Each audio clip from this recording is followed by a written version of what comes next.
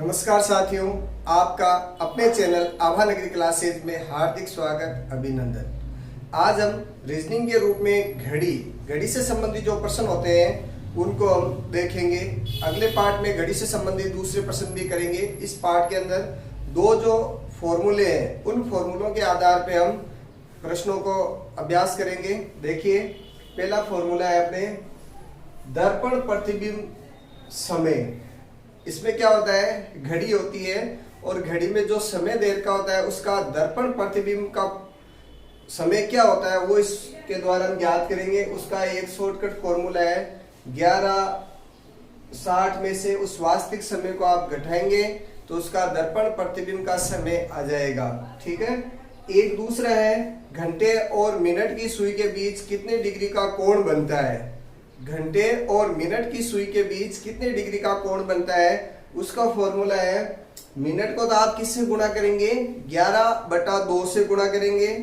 वापस बता देता हूं, मिनट को 11/2 से गुणा करना है और घंटे को किससे गुणा करना है, जो घंटा देर का है उसको 30 से गुणा करना है। फिर 11/2 गुणा मिनट माइनस समय जो देर का है घंटा गुणा 30, इन दोनों का जो मान होगा उसमें से अब जब आप घटाएंगे तो इसके जो बीच का जो कोण बनेगा वो कोण का मान आ जाएगा। तो देखो, कुछ प्रश्न है इसी से आधारित प्रश्न है वो हम हल कर रहे हैं, अभ्यास कर रहे हैं। 3:15 पर 3:15 पर शब्दों में देर का है तो आप अंकों में भी इसको लिख सकते हैं।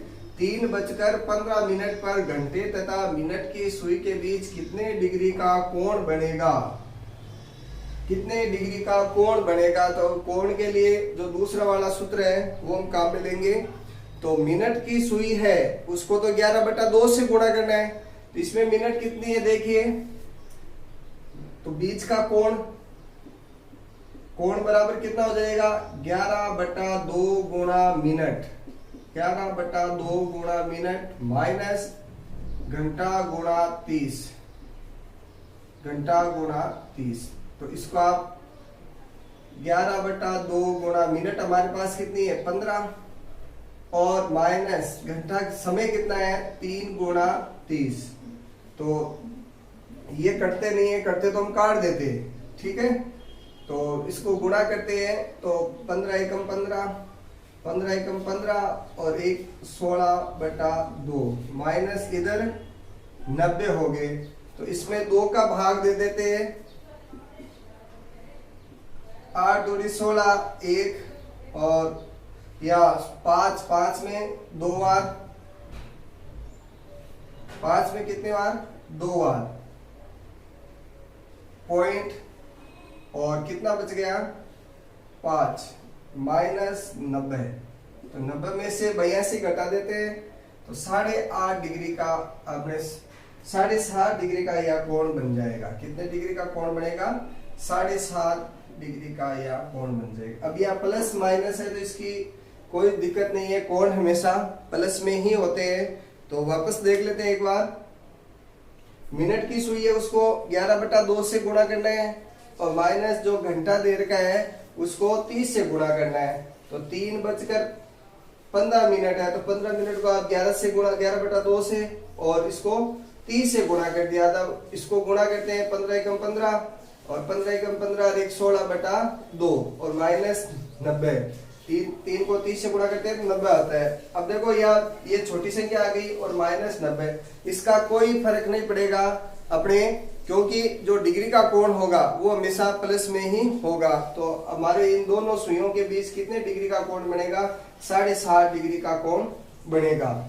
अगला प्रश्न देखिए, 5:50 पर घंटे और मिनट की सुई के बीच कितने डिग्री का कोण बनेगा। सेम यही प्रश्न है तो हम सीधा ही कर लेते हैं इस बार। कोण बराबर क्या हो जाएगा, 11/2 गुणा मिनट, मिनट कितनी देर की है 50 मिनट देर की है, माइनस घंटा कितना देर का है 5 गुणा 30। ये तो देखो कटता है 2 के फावड़े से 25, तो 25 से कम 25, 25 से कम 25, 26, 27 और यहाँ इसमें से इसको 5 दिए 15 गुणा कर लेते हैं। इन अब 275 में से 150 घटाते हैं तो 5, यहाँ 2 और 2 में से 1 गया 1।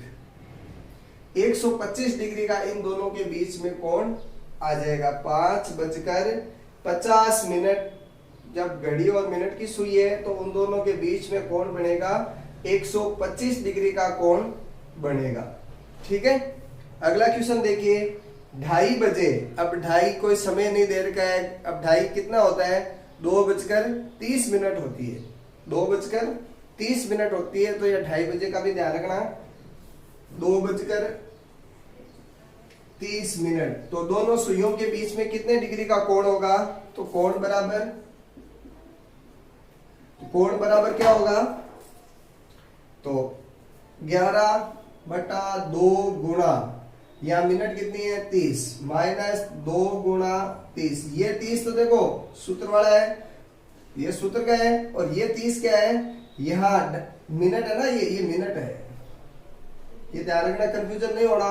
कभी आप कहते हैं कि इसको भी 30 से गुणा कर दिया और इसको भी 30 से गुणा कर दिया, ऐसा नहीं है, क्योंकि ये 2:30 बजा है ना, इसलिए ये मिनट है और यहाँ 2 घंटा है और ये सूत्र का 30 है। तो इसको 2 के पावर से काटते हैं तो 15, और 15 को इससे गुणा करते हैं, 15 एकम 15, 15 एकम 15 अधिक 16, और इधर 30 दूनी 60। तो 165 में से 60 कम करते हैं, 105 डिग्री का कोण होता है। ये अपने जितने भी कंपटीशन की परीक्षा है उसके अंदर, रीजनिंग के अंदर ये घड़ी से संबंधित क्वेश्चन आते हैं। आपको इनको अच्छे से तैयार करना है। 2 ही फॉर्मूले अभी इसमें बता रहे हैं, अगले वाले पार्ट में हम और बताएंगे। अब देखिए, ये तो हमने इस सूत्र से संबंधित हमने काम किया है 3%। अब 3% इस वाले दर्पण प्रतिबिंब वाले सूत्र से हम काम कर रहे हैं। पहले प्रश्न देखिए, घड़ी में 4:46 हुआ है। घड़ी में क्या समय हुआ है? 4:46 हुआ है। उसे दर्पण प्रतिबिंब में देखने पर क्या समय होगा? तो दर्पण प्रतिबिंब का जब भी जहां नाम आए, दर्पण प्रतिबिंब का जहां पर भी नाम आए, तो आपको एक काम करना है। क्या काम करना है? 11:60 में से उसको घटाना है। क्या करना है?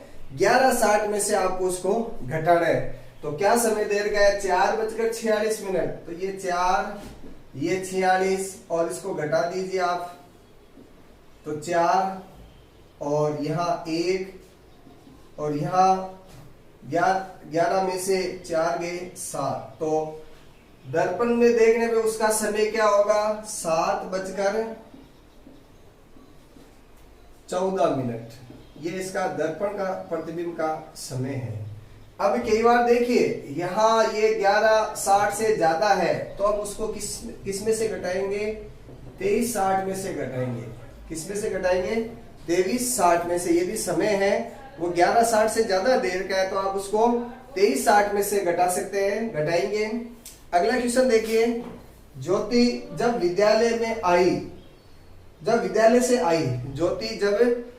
से आई तो घड़ी में 2:35 का समय था। तो बताइए दर्पण प्रतिबिंब में उसका कितना समय है? सिंपल सा क्वेश्चन है। 11:60 में से आपको इसको घटाना है। तो 11:60 इसमें से क्या घटाना है? 2:35। तो देखिए, यहाँ 5, 2 और यहाँ 9। तो क्या समय हुआ था? 9:25। 9:25 का ये समय था। अगला देखिए, यदि दर्पण में समय देखने पर 8:13 हुई तो घड़ी का वास्तविक समय ज्ञात कीजिए। चाहे उल्टा प्रश्न कर दीजिए या सीधा पूछ लीजिए, 11:60 में से ही घटाना है। इस बार दर्पण का दे दिया ने और वास्तविक समय पूछा है, तो जहां दर्पण प्रतिबिंब का नाम आए वहां हमें 11:60 में से घटाना है। और यदि समय 11:60 से ज्यादा है तो 23:60 में से उसको हम घटाते हैं। तो यहाँ 11:60 में से घटाते हैं, क्या समय देर का है? 8:13, 8 और यहाँ 13। तो इसमें से घटाते हैं तो 7, यहाँ 5 में से गया 4 और 8 और 3। तो क्या समय हुआ भाई घड़ी में? 3:47। ये घड़ी का वास्तविक समय है। तो आप इन सभी प्रश्नों जो सूत्र दे रखे हैं, घड़ी से एक तो घड़ी का प्रतिबिंब है और एक दो कोणों के बीच में कितने डिग्री का कोण बनेगा, तो इनको आप अभ्यास करेंगे और अगले पार्ट के अंदर इसी से संबंधित हम और महत्वपूर्ण क्वेश्चन करेंगे।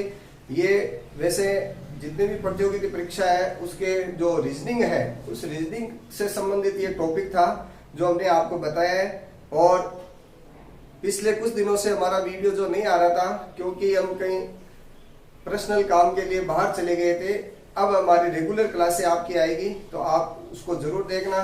मेरे चैनल को लाइक शेयर और सब्सक्राइब कीजिए, अपने दोस्तों को शेयर कीजिए, उनसे सब्सक्राइब करने के लिए कहिए और बेल आइकन जरूर दबाइए ताकि आपको समय पर नोटिफिकेशन प्राप्त हो सके। नमस्कार, जय हिंद।